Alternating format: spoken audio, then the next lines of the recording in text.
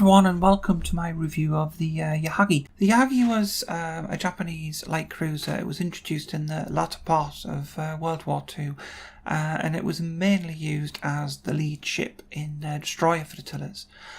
Anyway, let's have a look at the vital statistics of the ship before we sort of go into some gameplay and some opinions of what I think about the ship and whether I can recommend it or not. So, vital statistics, starting with armour layer. As you can see, it's got a very exposed, very vulnerable citadel. It has an exceedingly thin belt of armour. Predominantly, it's just superstructure, and pretty much anything's going to pin it, a little citadel from any angle. It has a relatively small pool of 25,000 hit points, 152mm main guns with a decent 15km range, but a 9-second reload, and exceedingly high fire arcs. And again, I'll come on to that more later in the view when we talk about the armour piercing capability of the ship. Its trump card in some respects is its 12km torpedoes, although these have terrible fire arcs, as you'll see in the gameplay. It's quite nimble with a 5-second rudder shift, and with Concealment Expert you can get the concealment down to 9.9km, and you'll need that. So let's get into some gameplay here. So we're on an Epicenter game here, and we're a few minutes into the game. Everyone's just moving into position. I've taken a position behind an island, and I'm just seeing if I can I'm just trying out the torpedoes to see whether we can get some stealth torpedoes away and see what the fire arcs are like. So I'm about to slowly edge out from behind this island. We've got a ship there in the distance which is just on the cusp of the range of the torpedoes, so I obviously am not spotted, so I can back out, and you can see that the torpedo firing it's very similar to the Tier 4 Yabari on this ship. It's extremely restrictive to fire them. You have to expose your broadside on a ship that is very vulnerable to being citadeled. Now, I haven't played a huge number of games in the ship, and even though there are some issues with the ship, so far I have found the ship fun to play, and that is one of the main factors in buying a premium ship. I believe the ship only costs £12 to buy with a 3-point captain, which is relatively cheap. But at the same time, I do think there could be some improvements. So again, here we're kiting away from the enemy. We're staying undetected for now. We've dumped some torpedoes to try and deny space to the enemy. And again, all we're doing at the minute is just kiting away. Now the plan here is to, now I've dropped the torpedoes, is to head across to head down to the islands to our south and try and use them as some cover to get some shots off at the enemy ships.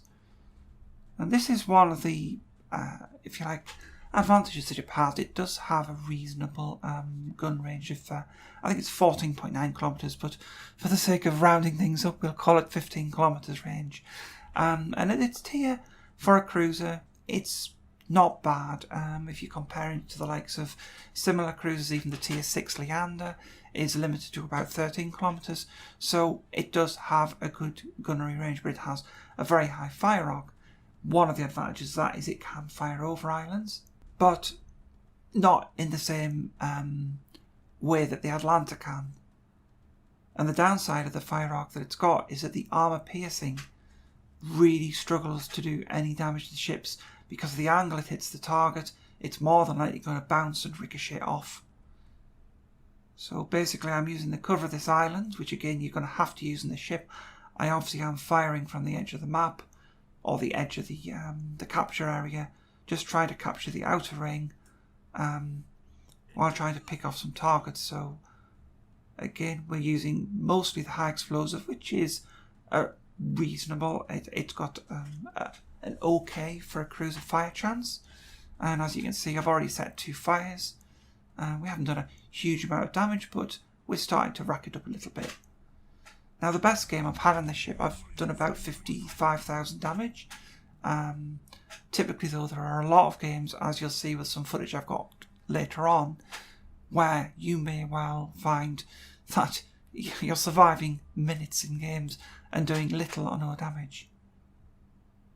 So I've just spotted a ship at the back there, sitting, presumably doing nothing, but it got taken out before. Now I've been detected by aircraft. And this is where you can run into trouble with the ship. So again, we're going to see if we can get a torpedo strike. The torpedoes are not particularly fast. I believe they're 57 knots. Which again itself means that the distance they've got to cover, they're rather pedestrian. They're not the slowest. And you know, their speed is okay. But the idea of them being 12 kilometres is that you're going to mostly use them for area denial. You're going to get the odd hit now and again, but generally speaking, you're going to kite away from things in this ship, and you're going to deny areas of advancing ships by filling them with torpedoes. The launchers, of course, are able to fire on both sides of the ship, which is handy, but as I say, you've got that awful firing arc, which makes them very difficult to actually use unless you're fully broadside. So again, we're going to fire some AP in here. We've got a ship on about 2,000 health, and this we actually managed to do a reasonable amount of damage, but still, you would expect a lot more than that from 8 guns. Sorry, 6 guns. My bad. 6 guns. I've seen destroyers with more armour-piercing output at that range than that. And it's mainly because the shells bounce so easily. So, again, this ship's almost flat broadside on the Fiji, and we still can't do significant damage. The slight angling of the ship is enough to bounce the shells. We'll try armour-piercing again, and still the ship survives. If this had been any other ship with 152mm guns, that enemy ship would have been gone by now. Finally, switching back to high explosive, we take the ship down. So we're just trying to evade those torpedoes there. We've got our hydro, and of course the ship comes equipped with a fighter and hydro. Anti-air defence is not too bad for the tier. You've got a reasonable amount of AA. I think the rating is around the mid-30s, and you've also got that fighter, which does help somewhat. So for the tier, not too bad, as long as you're not going to be up tiered to tier 7, which can happen. You'll get obviously tier 6 carriers. You'll fare a lot better against tier 4 carriers than you will against the higher tiered ones. And of course, I've got caught out by the torpedoes there. And it's game over with a staggering 18,000 damage. Believe me, I have done better than that.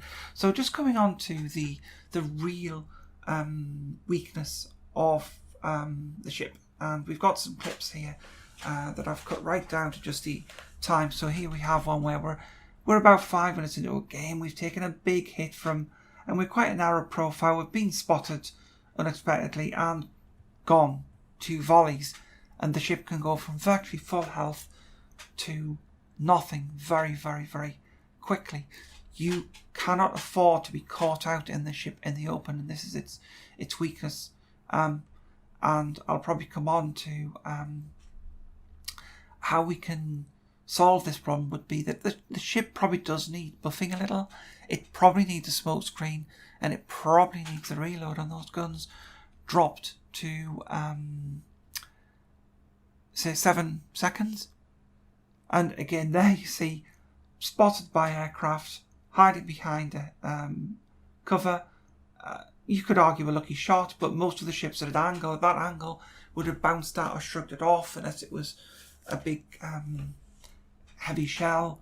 Regardless of that, I've seen light cruisers shrug stuff off like that before, that the ship can't. Again, here we are, we're almost full health. 23k. we've just popped out. Then all of a sudden we got detected earlier by an aircraft. My bad. I shouldn't have pushed my nose out. I mistimed this. However, you really don't expect to be taken out quite so easily in that ship. And yes, they're not the perfect examples of ideal gameplay. Those I'm more trying to illustrate the point of how weak the ship can be in the event that it's caught out. So these pieces of footage were made to illustrate that point. I'm not suggesting you can't really play the ship like that. So, you would have to use somebody else's smoke in order to stealth launch your torpedoes. But in a game with CVs, the ship is incredibly vulnerable. Because once it gets spotted and it's lit up, people know that it has this weakness and it will be attacked. From a point of view of playing the ship, if you can keep it hidden behind an island, it's really good fun. Unfortunately, I don't have the footage from these games, but I had some fantastic games where I scored over 50k in them. And advancing with groups of the ships where you're coming to the latter stages of the game where you've got the upper hand, the ship can be quite advantageous. It's quite nimble, it's quite manoeuvrable, and as quite an aggressive ship supported fully by 3 or 4 other ships around you, so you're not the focus of the target, the ship can, to a certain extent, come into its own. Its high explosive has a reasonable fire chance. It's good at setting fires. Those torpedoes can be quite useful once you get within 12 kilometers, even though they have that range. You even may want to forgo the stealth and fit your captain out with the acceleration ability on torpedoes, sacrifice the range, and go for something that's a hell of a lot faster. You can afford to do that because you've got the range. You need to use Concealed Expert because you need to stay hidden. I would argue Last Stand helps, but your health goes so quickly. Sorry, not Last Stand. Adrenaline Rush, because your health goes so quickly, but you're probably better off on Last Stand rather than Adrenaline Rush because you're not going to be long enough to use Adrenaline Rush. And of course, you want to incapacitate those turrets. And one thing I actually wanted to come on to that I didn't touch on before was the turrets you have to have Expert Marksman before anything else because the turrets are glacially slow. And that's another area I would improve. I think they're about a 30-second rotation time. Now, Expert Marksman will drop that to 27 seconds. But it's still slow, and I think the turrets need about 10 seconds knocking off that time again. So it's a nice ship. I think we'll see it get buffs. I think if you're a better player than I, you'll probably enjoy it even more. It can be immensely frustrating, the ship, but equally played in the right circumstances in a good division of people, it can be a very rewarding ship to play and a very challenging ship to play. And after all, that's what it's all about, World Warships. We don't want samey ships. We want ships that challenge us. I don't get on great, say, with the Yabari. However, I tend to like this ship a lot more than the Yabari. It's like a big Yabari, and the Yabari is very, very similar. It's very weak, it's very easy to take out, it has those terrible torpedo arcs, and it has slow-turning guns that aren't really that effective until you put maybe some IHFE on them. So all in all, that is my review of the ship. You'll probably notice that in the latter half of the review here, I've put on some footage of a Fubuki game I had, just to give you an idea of what an equivalent Japanese ship, a very similar tech tree ship, is like. And overall, you'll probably find that the Fubuki is actually a better ship all round. That's not to say that this ship won't be made better. Anyway, thank you for watching. Don't forget to like and subscribe if you have enjoyed the content you've seen, and of course click the little bell to remind yourself of any future content I upload. Thank you for watching.